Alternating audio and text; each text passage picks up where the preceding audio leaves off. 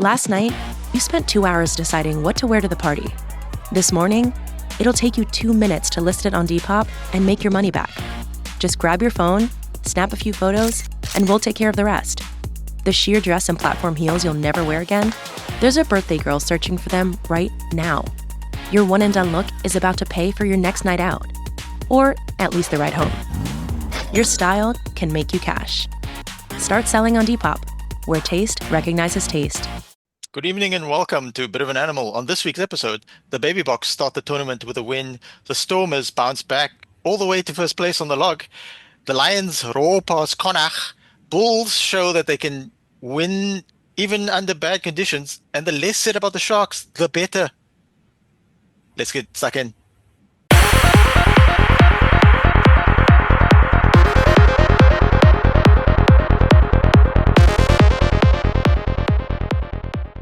All right, I'm joined by the full pod squad this evening. Temi Kosi, Bryce, and Jean. Good evening to all of you. How's it, guys? All right, gentlemen. I know I said Baby Boks first, but we'll start with the game down in Cape Town with Bryce. Bryce, you needed 6,500 people to better Leinster's home round robin games. Each URC team gets 9 home games per season, and instead of getting 16,500, you blew right past it and got 23,400 people. That and a convincing victory. Over to you. Yeah, I mean, firstly, it started with the tens. I think that it's going well ever since that first URC season. It's just been I think it's every season we've been increasing. So and I think the one fixture I'm hoping that we will actually get more people is the Lions fixture, because that's one I think people don't really are not as enthusiastic as the Sharks and the Bulls. But I think the Lions cooking like they are cooking, I think we'll start to see 30, 40,000, and then we might actually be able to catch, Bordeaux's average attendance. So that's exciting. In terms of the game, I think it was nice that we've gone, back to basics. We playing like a team that needs 5 points, not that a team that wants to, like Dobbo says, make Cape Town smile. Not that there's anything wrong with that, but I mean, I'd rather smile with a win than smile with 50 chicken wing passes and then lose. But yeah, it was a strange game also, because it didn't feel like the Stormers were like totally dominant. Like Glasgow weren't like hands on hips, or their forwards weren't like collapsing on the floor because of all these scrums. We were just smart rugby. We're just letting Glasgow play themselves out and then capitalizing. And I think this game in particular was a game of like winning the moment. I think when the Stormers went to a lead, they were ruthless. They allowed Glasgow to just play themselves to death. And I think there was one moment where I think it was the second half. Glasgow, we were down one man. I think it was Reinach. We were down one man. Glasgow runs from their 22 to our goal line, and I thought, okay, this is ready. This is going to be another Connacht game. They're going to score here. They're going to come back. They're going to win. But no, luckily we make a nice turnover there, and we go from our goal line and go score there. Scores 34. Is it 34-13? And the game's over, and we just absolutely choke them from there. So I think that was actually impressive. I do hope. Look, I know Dobbo reads the comments. Okay, as much as Dobbo says he doesn't read I know he reads the comments. Just we don't mind. We don't mind. We don't mind the 10-manner. We don't mind if we just play sensible rugby. Just win, please. We've got 2 important games on tour. Let's not play to make Cape Town small. Let's play to make Cape Town win. So yeah, I mean it was pleasing. It was nice to see them play. Sensible rugby, not off-corp rugby. Yeah, it was a positive result. Temi Kosi, this Stormers team defeated a Glasgow team who had a few players returning, like Kyle Stain. They had a very good back line, like we said in on the Friday episode. By the way, we're watching this. We do Mondays and Fridays now. Tune in every week on YouTube and on audio. So then, because it's a slightly better team than you guys faced in Joburg last week, but you still impressed with the Stormers' performance? Very impressed. Like, I would have to say it's a very stronger team than the one that came to Ellis Park. And to be honest, I thought maybe the Stormers after the Connacht match maybe would have been searching and didn't really find their path, but they really put on a performance.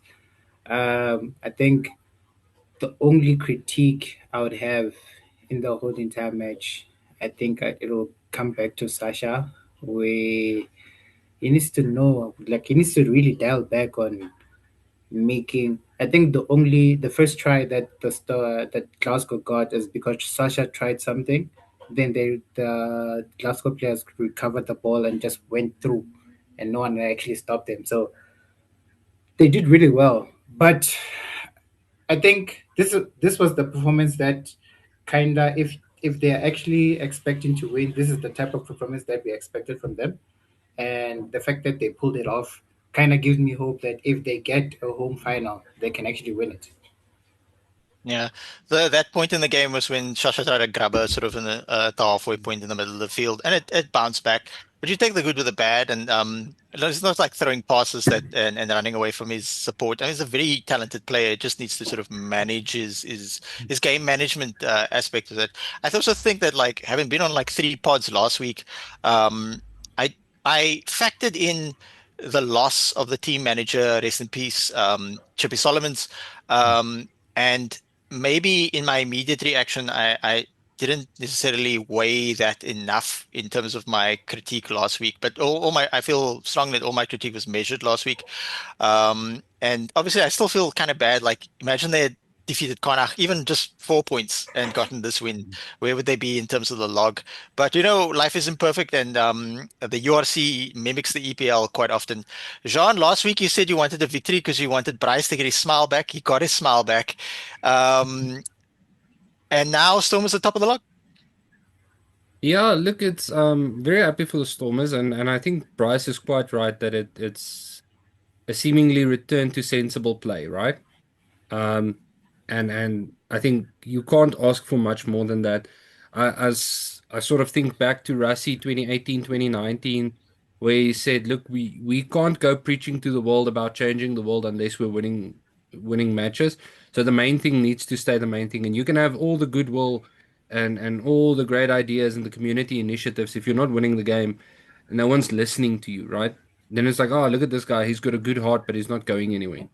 Right? And I think it's fairly measured to say once you're winning, people listen to you, people look at you, you get attention, right? And that's not to say you need to win every match. No one expects you to have a 100% record, um, but I think you also need to be careful because there's a very real chance that your words come back to bite you. And look what happened this weekend. One person doesn't play, and suddenly the back line looks completely different. The attack looks completely different. There's much better connection, much stronger connection in how the people play. Look at the amount of um, turnovers that the Stormers gave this week versus last week, right? And you can speak about the forwards being on point and playing fantastic, which I think they did. I think even Rus played a fantastic game. But at the end of the day, there's something to be said for staying with your support, right? And if you run out of support, then you're conceding turnovers and you're having to switch from attack to defense, and um, that really gets to bite you. So, yeah, I think I'm happy Bryce has got a smile back on his face. I think the Oaks in Cape Town looking at Mani in Japan with sad, sad, sad little please come back eyes. But yeah, look, you're gonna take on your fans. You're gonna lose a lot of goodwill. Um, Ask yourself, was that worth it? Yeah. Was it worth it? Could you not have gone into a room, screamed loudly, come back out and say, moving on, right? So yeah, but happy for the Stormers. It really felt like a return to form. Like Mm. they were dominant up front. The carries were good. They never looked caught out, if that makes sense. Whereas last weekend, it almost felt like there was no game plan. There was no cool head. There was no calm. Everyone was just trying to play as fast as possible. And also, just so happy for Marcus Miller on debut. I know he didn't get a long time on the pitch, but youngest ever Stormer, definitely deserving. And I'm hoping we get to see him in the baby box jersey soon. Yeah, so he's back with the baby box now. We'll get to the baby box later this episode, but thank you for mentioning that. Weirdly, it's kids round, and then the Stormers made a massive debut. I mean, the Sharks gave a bunch of young guys, an 18-year-old, 19-year-old, 20-year-old, a debut this week, this season in the URC. Some of those guys did play in the Currie Cup prior to that, and then the Lions gave a few young players, more like high-profile guys, even Shimpede, a shot here and there. I mean, Lions have brought like Leighton Horn through previously. Yeah, so overall, like positive, and I think like this turnaround from the Stormers, like there's no use crying over spilt milk. You just sort of move on. But it was like a confluence of factors. They're another week removed from very devastating loss of like your team manager, and the guy's been around the team for 26 years, like my entire lifetime. He's been the team manager there, so like that's gonna hurt you, especially. I think we can all empathize. I think we've all had like lost family members. We've all, even people watching, we've all lost family members. We've all like at this very moment, I have like half a dozen elderly family members who are in and out of like health issues and stuff like that, and it's difficult. And then the sort of reshuffle, and then Dobson and maybe his coaching staff finally doing like this dude's out of form, or this dude's playing in the wrong position, and maybe we tried some innovative stuff and it didn't work. So let's go back to a more structured game plan thing and see if that'll bring the result. I can understand why rugby coaches are trying to innovate at all times, and it's true what you said, John, earlier. When Jake White was at the Sharks, I would check the message boards like Sharks World website and that type of thing, and people were like, we were winning most games, and they were like, yeah, but it's boring rugby. And my thing was like, I don't care. We are winning. I don't care. At the end of the game, it's like, would I like us to play more like Dick Moore, like throw the ball around? Sure. But right now we can't, right? We tried, but previous coach we can't. So I'd rather we just like win. Okay, we can sort of slowly build up to that. So, and even with Rassie Erasmus, like sometimes he tries to innovate and then we lose, and I'm like, okay, we lost. It's not a big deal. So with the Stormers, I think the annoyance for me last week was like it was winnable. It's not like they lost to Leinster in Ireland. If they'd lost to Leinster in Ireland last week, I'd be like, hey guys, you're up against it. But they lost to Connacht in Cape Town, a good Connacht team. Although Temi Kosi, this is fantastic transition. Temi Kosi, is that really a good Connacht team? Because you battered them. I think they are a good Connacht team. If you looked at the match, despite the fact that we beat them by like a ridiculous score, for the most part, you beat them like they owed you money.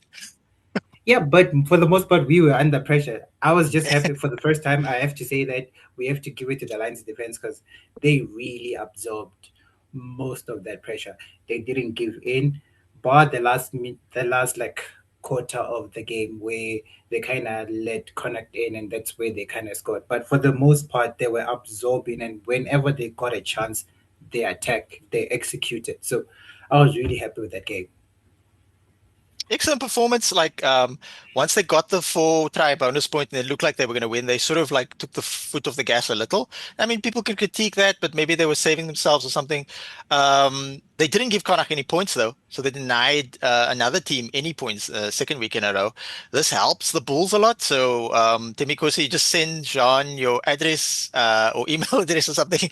He'll be sending you a care package. So thanks for the assistance. Like last week you did Stormers a favor, but they also lost. So yeah, you can send your email address or your Venmo to Bryce as well. But yeah, I feel like I should send it to you, but the Stormers, I mean the Sharks are just doing something else.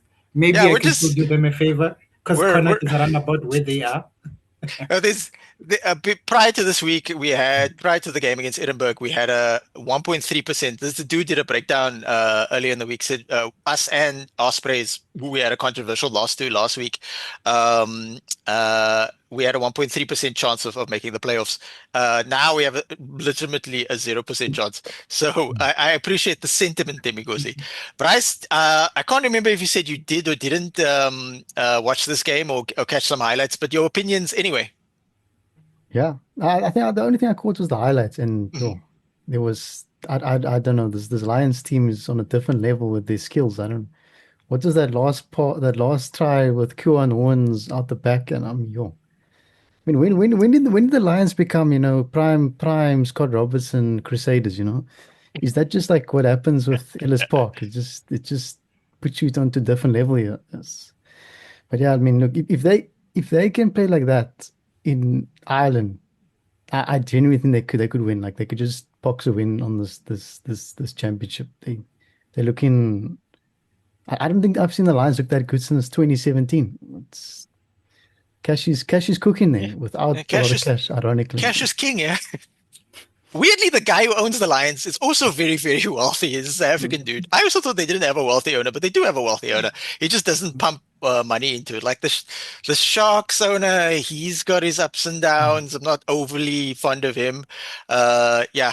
The Jean, Lions actually got a big cash injection with oh, a private consortium recently. oh, And I think that is why, because I remembered us speaking about it last week in terms of the mhm, coaching setup of the Lions, and I mhm, went and checked a couple of things, and I think that's why they were able to expand the coaching staff, because mhm, now there seems to be a lot more dedicated coaching, and I think the rise of the Lions throughout the season is it can be contributed to that to say, look, we took the time, we spent the money, we got some good coaches in, and then you have to give it. Take with Ackerman at the Bulls, you have to give it about 6 to 8 matches for that coaching to start taking effect and new things to become rhythm. But the Lions are absolutely peaking at the right time. I couldn't catch this game, but I wasn't surprised when I saw that they'd won another one. yeah. Speaking of which, on the catch side, I mean, we are sponsored by the trucks that deliver the money around. So I'm expecting that we are getting like some Yeah, sort of share. yeah, Like, guys, stop the ice so we can get more money. yeah. Uh, I think it's also reflecting in the attendance is going slowly up. That's also quite nice to see. Because we're So we'll winning. see that. Yeah, because we're winning. And I think that the Lions, my understanding is that the Lions would actually play in a slightly smaller venue in other parts of Joburg if they didn't already have an agreement with the municipality. So they effectively like signed the agreement with the municipality for different reasons, also to do the municipality a favor, that type of thing. So yeah, very impressive. The Connacht team tried at points, but they had a slightly rotated team. Oh, Josh Murphy didn't make it to this game. I don't know. He's probably not allowed to go to Johannesburg, but Jan-Hendrik Wessels is in Europe, but Jan-Hendrik Wessels fans are still in Johannesburg. So yeah, Josh Murphy's on the list now. Luke Morgan, who jumped on Ethan Hooker, he's on the list now. These guys, you better up your security. Speaking of up the security, the Bulls went to Wales and had a bit of an arm wrestle with Scarlets, but got the job done, Jean. Are you pleased with 4 points, 9 points in total out of a possible 10 on this very productive tour of Europe? Yeah, look, I think I'm happy. I'm happy with the win. There was a definite psychological thing surrounding Scarlets. They'd beaten us twice at home, and I think the way in which they defended and fought back definitely spoke to their belief that they could go 3 for 3 against us. And just that pressure. And I mean we've touched on this previously. Um, and South African teams are struggling to get around rush defense, which is ironic because the absolute nails all out rush defense comes from South Africa. But I think it sort of shows you just how hard it was playing against the Boks when they were going all out on defense. And now you see how much our teams and our backlines struggle in the URC going up against such aggressive rush defenses. And I think that's sort of becoming the default for teams when they play a South African team is to say instead of a cover defense or a stretch defense, let's rush because these guys they struggle with it. So yeah, I think there were certainly points in the game that I'd have hoped would have gone different. Two yellow cards, definitely not a happy thing. But then, yeah, happy that the guy stayed in the fight, and it became a true Pollard classic there at the end, trading penalties for the win. So yeah, just I'm just happy for that the guys managed to calm themselves down, not give away another yellow card, not get someone sent to the sin bin, and just sort of like, let's just play it out. We'll get a penalty, we'll kick it over, we'll keep playing. It's going to be that type of game. Just stay in the fight, and it paid off. I do think, though, at some point, um, the officiating of the URC needs its structure reviewed. There's a lot of questionable things happening in some matches, and I definitely felt the same on Saturday when the Bulls were playing. That there were moments in the match where I really felt like, I don't agree with the decision taken here or the decision made. And I feel like there's just a lot of inconsistency. One match it's like one match you get, it's according to the rules, there's nice flow, there's nice rhythm, there's good communication. The next match is the complete opposite. And I think it robs the fans, and everyone who loves rugby and who's passionate about the URC of having a genuinely enjoyable experience when the officiating is such a up down up down up down. And no one wants to badmouth a ref. I think they've got an extremely hard job, but I think there needs to be something about saying, can we get a little bit more consistency across the board in terms of what we check, what we don't check. So yeah, and then just feel sorry for David Kriel after losing his shirt, fighting his way across 60 meters and creating one hell of a try. He gets the other great try, knocked off for a forward pass. But yeah, I'm happy with the resilience that the Bulls have shown, and I think with the two home games coming up, we'll definitely be in the top eight. I'm hoping for top six. I think top four will be a bit of a stretch. Yeah. So you guys got that Kurtley Arnitzer and Chiswell Joseph who scored a try. That was nice to see. David Kriel shifted to fullback, played the whole game. Jean-Andre Rudolph came on 73rd minute. Willie came on. Philo Gomede came on, made quite a bit of an impact.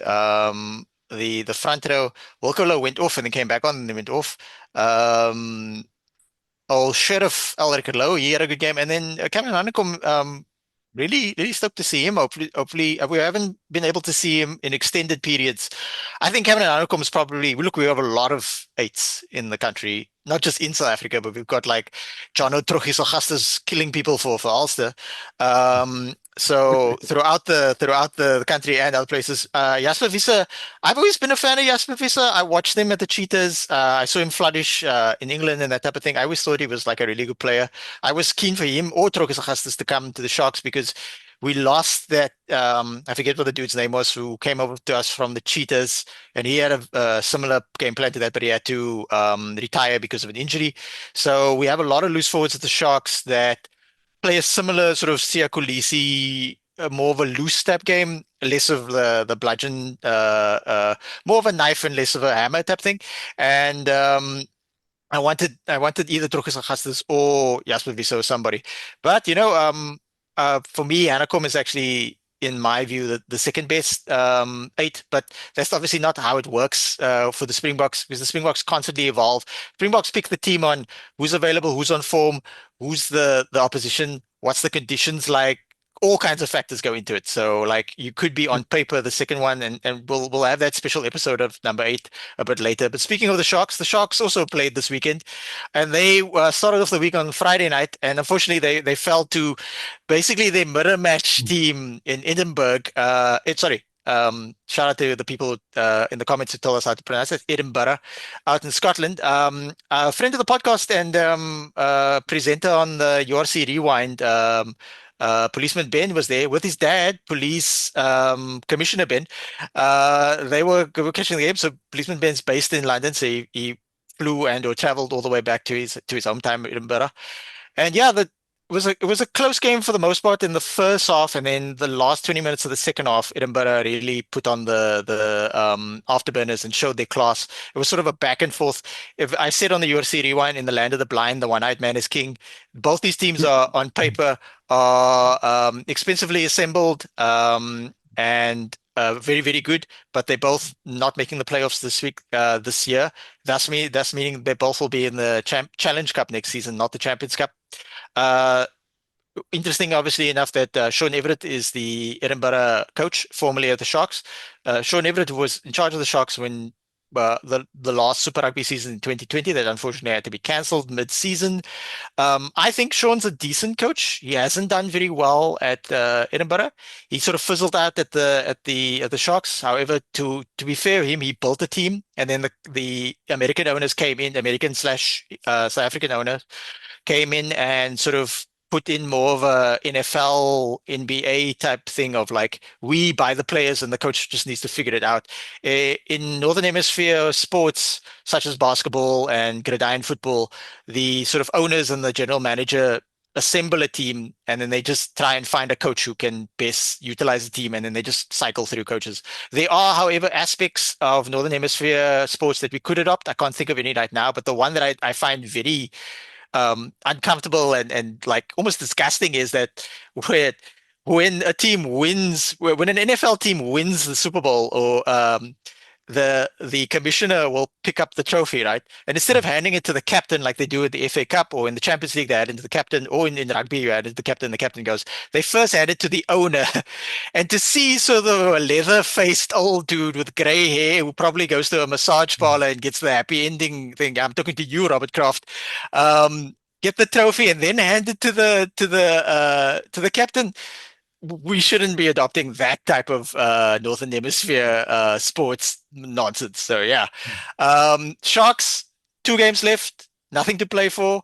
You might have said, "Oh, they're playing Benetton. They should win them in 2 weeks' time because there's going to be a break this week." Well, Benetton just beat Leinster, so Benetton probably like the team the Bulls just beat, Scarlets, have nothing to play for, but probably like throw the ball around. Benetton's going to be on a high from thing. So with the Sharks, if we want our young players, and we have a lot of good young players in the team, many of them are now just playing for the baby box, and we'll get to the baby box later.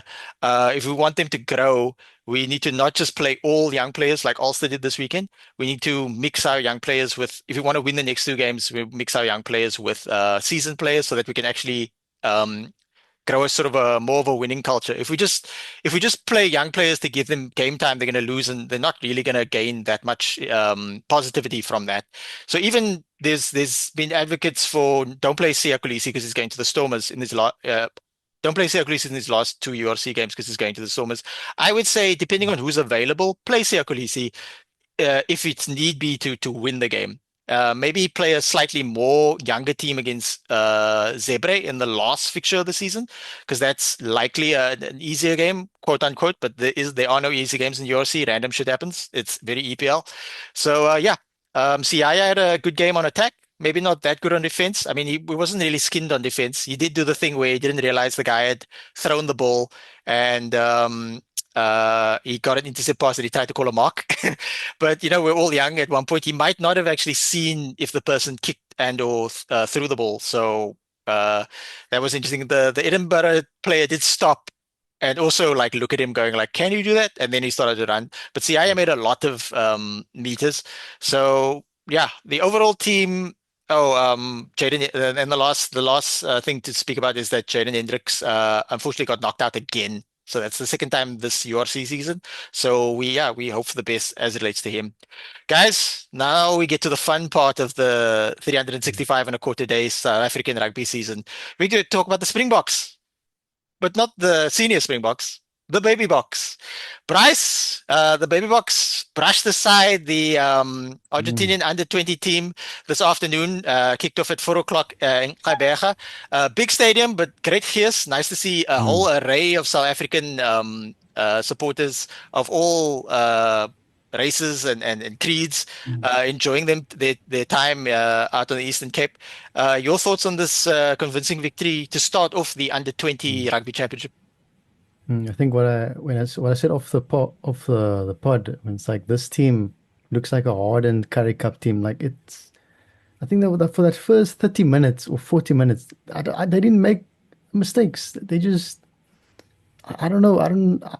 Does those university and those tour games to Georgia really make this team that good? I mean, that's the strongest I've seen the Baby Box start in who knows how many years. But yeah, there was a couple of guys there. I think I did mention Ahmad lost on Friday. He looks like a real gem. I think Stobbo got that right there. He got him nice and early there. Adams, I mean, Adams shouldn't be playing this. He should be playing for the Lions right now. He's wasting his time there. Let's be honest. And I think the forwards that okay, I can't say the second half forwards were good, but I mean the first half that they gave Argentina nothing. I mean Argentina was trying and trying, and they just couldn't get past that defense. So overall, it looks good. I mean, if they upgrade with Muller and Siaya, and I don't know if Joost is gonna come in, and whoever else they have access to. I mean, they could really send shockwaves with some real results against New Zealand and Australia. So yeah, I mean, it's a good start. So let's hope they let's hope they go superhuman with when Muller and them come back in. It's interesting because I heard some rugby coaches say Kevin Foot in fact as well, the Bay Box head coach, say that um, some of these players can go directly into, depending on what position they play as well, go directly into senior rugby more smooth than others. Others need a bit more seasoning because like a guy like Albie Bester who played inside center, looked really, really good for the Bay Box last season when they won they didn't win the rugby championship, but they won the Junior World Cup. But then he struggled a bit with the physicality of in the Curry Cup. Also guys like Zach Porthen and Ollie, what's the other guy name? They For read. the Yeah, Ollie Reed, they struggled a little in the Curry Cup against like the grizzled veterans of the Pumas, but then they played a bit better in the URC because then the senior sort of URC players were around them. Whereas the Curry Cup, you more surrounded by other developing players and stuff like that. So I completely agree with you in terms of like you make some excellent points, but also like a lot of people told me Jarenjo Julius looked huge for the baby box, even though he was born in Namibia. Two South African parents, to be fair. Calm down, Namibia. And but then they were like, oh, he looks small when he played for the Sharks. It's because he's around a lot bigger players. Someone even said, like, I saw this multiple times on Instagram. Someone said he must have been on steroids in high school. He wasn't on steroids in high school. They were like, oh, he looks bigger in high school. In high school, the people around him were small. You have to understand scale. So I completely agree that some players can push through. But we also have to like measure it. Like I would love Albie Bester to have gotten some game time for the Sharks. He played for the Sharks under 23 team, which is completely getting they're rotating that team so much it's getting brushed aside in the under 20 team, which is also like a reserve league tournament. He played alongside Lily Bester, who's also a former baby buck, outside center and wing. But they played last week, but they didn't play this week because Sharks have so many center injuries. They told the inside info is they told those guys you can't play them this week. What if they get injuries? We need them to play. We need somebody to play at center against Benetton and Zebre. So they might get game time. Demikosi, a lot of Lions players in this team. I would also love to see Ethan Adams. Ethan Adams, like of the generation that's now being hyped on YouTube, the amount of highlight reels of this dude on YouTube is insane. He actually came to prominence when he played a sevens tournament and he ran around people and he had a three on his back and everybody thought he was a prop. Temikosi, have you ordered your Ethan Adams Lions shirt yet? And when does it arrive? I'm hoping it arrives by like when season ends, especially when he gets a start. Cause yeah, but also I have to shout out also to Felix. Like just from the performance that I saw, I was kind of impressed. But yeah, this team, like Bryce just said, it was a really strong team. Like they didn't give Argentina. Like, okay, maybe the last quarter they kind of relaxed and Argentina got some sort of consolation tries by then. But yeah, I gotta have to give it to like Jack for a hat trick. Like, even though it was mostly like Ahmed that was setting him up, and he just had to finish, but he did his job. And I have to give it also to what is this, Riley and Teron. They're really good in the lineouts, winning the balls. So it was a really strong team. I kind of, the way it's going, it seems like they might be able to win this tournament. Yeah, I don't think we've won the under 20 rugby championship yet. Our next game is next Sunday, against Australia. Should be a slightly tougher game. Um, Jean, to my point earlier, JJ Thoron was in the Baby Bok team last season. He obviously aged out along with a few other people like Bahel Kakani, and he played lock last year. And then when it was for senior, or for the Baby Boks and for senior rugby, he played quite well at 8. He obviously spent about 7 months with current Bulls coach Johan Ackerman, because Johan Ackerman, after returning from Japan, he was like a head coach there, and then they demoted him to assistant coach, and then he returned to South Africa, and he didn't immediately start with the Bulls. He first went to the Baby Box setup to work under Kevin Foote. So it's interesting, Jean, that JJ Thoron, lock, plays, it's senior rugby, he plays 8th man. Riley Norton, lock, at senior rugby, he played blindside flank. And it's like we've seen this before, like with anyway, what Peter Steph du Toit. Peter Steph du Toit came to the Sharks, played 5 lock, was thought of as being the next Victor Matfield, and then Sharks never played him at blindside flank, and now he's like the premium blindside flank in the world. So yeah, a lot of Bulls players in this Baby Bok team, but they aren't playing in this tournament, John. They're being held back until the under 20 Rugby World Cup, when there are no clashing with URC teams. Yeah, look, it's very interesting, and I think one thing that you just have to keep in mind is at the under 20 level. So for in men's sport, one thing to keep in mind is that men keep growing physically until about 24, 25. It's been recorded in some papers that as late as 28, you can still record physical growth. So that's height, muscle mass, shoulder width, leg length, things like that. So it's typically monitored through the long bones. So it's 24 to 28 is sort of the gap for the end of physical growth for men. And then to that effect, in senior rugby, if you got a guy at 2 meters, you're putting him on lock. You need the height in the line out. That's just the key core difference there is Riley Norton stands at, I think, 2.0 and JJ Tron at 1.98. They're going to go up against guys who's 2.1, 2.2. That extra 5 centimeters of leg length combined with extra arm length just makes a big difference in the line out. And then also those levers, the fact that they've got longer legs is such a big impact in the scrum. If you bearing in mind that the main shove in the scrum actually comes from the locks. So the locks are the guys that literally, and I remember listening to a Springbok lock saying that he had a very famous number 4 from South Africa literally tell him, just keep your back straight because I'm going to go full in on the hit. And if you bend your back, I'm going to break it. So if you're looking at the scrum, the 4 and the 5 are the guys who actually shove. And then the loose forward is sort of to keep it contained and fight the dark arts that are happening up front. And they're very simplistic. But yeah, that's why we see guys age out, or not age out, but when they do go to the senior competitions like the URC or the Currie Cup, they get moved to positions where the longer oaks can focus on being long oaks, and they can use their mobility sort of, and just the fact that they're 21 and made of rubber, or 20 and made of rubber and magic, use that endless stamina just to be a little nuisance around the rucks and stuff. As for the Bulls, I think the Bulls are really leaning into being an all-out attacking side. If I look at the way the Baby Boks played today in the first half, you sort of get a semblance to the Bulls, keeping connected, keeping alive, short rucks, quick ball, always on the front foot, always driving. I wish we had that number 10 because he is an absolute stud. He was good on attack. He was good on defense. He did the cross kick. Like if he ever has a question about coming to the Bulls, offer him the keys. Offer him the keys and the car and the plus and the alles. Sign him. That guy's going to go places.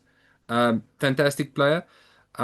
But yeah, I think it's once the clashes stop in terms of the URC, a lot of the URC teams will be more willing to let these young guys go and play for the baby box. Right now, with 3 out of 4 teams in the knockouts, you never know when one of these guys are going to get a call up and get to stake their name on a proper senior level stage. Yeah, my understanding is that there is communication between the union and the teams, and Saru, and sort of understanding what's best for each player, and they feel like they have enough gas, and there's like a balance between like Jooste could help a lot. Joost is key at the Bulls, but he could help a lot at the baby box as well. But do they really need him? Because they have a lot of other really good players as well. But then because the under 20 World Cup doesn't clash with the URC or EPCR, they're going to go full ball for that, and it's going to be super exciting. So the baby box season is super exciting. Every time there's a baby box camp, I'm watching it and reading the articles quite close. There's talk of certain media, and I might get some sort of media clearance to watch some baby buck training because it's in Stellenbosch. It's not always open to the public. Some of the scrimmages against other teams is open to the public, like in Wellington, but I couldn't get out for that. That's my understanding. So like the baby buck season is fun because they have these camps, but then they have an away tour, which we obviously can't. I can't get to Georgia, and then I can get to George, but not Georgia. And then obviously this is in Gqeberha, which is fantastic. I like that they take the game to the people. And then although maybe they could have taken it to a smaller stadium, but unfortunately I'm also told that the smaller stadiums in Eastern Cape aren't very well maintained. So that's another story in entirely very, very sad. And then it's the Junior World Cup, Under 20 World Cup in Georgia again. So that's why they toured Georgia this year, to get used to the conditions, but also to like work on their set piece. That was what Kevin Foot said. And then for this tournament, they really want to see that the intensity and no drop off on intensity. Gentlemen, that brings us to the end of today's show. If you watched it so far, like, subscribe, click the notification bell. Let us know which baby bok you impressed with the most. Let us know if you're getting an Ethan Adams t-shirt. I think we're all getting one at some point because it's going to be running out in green and gold. Until next week, in Rasi, we trust.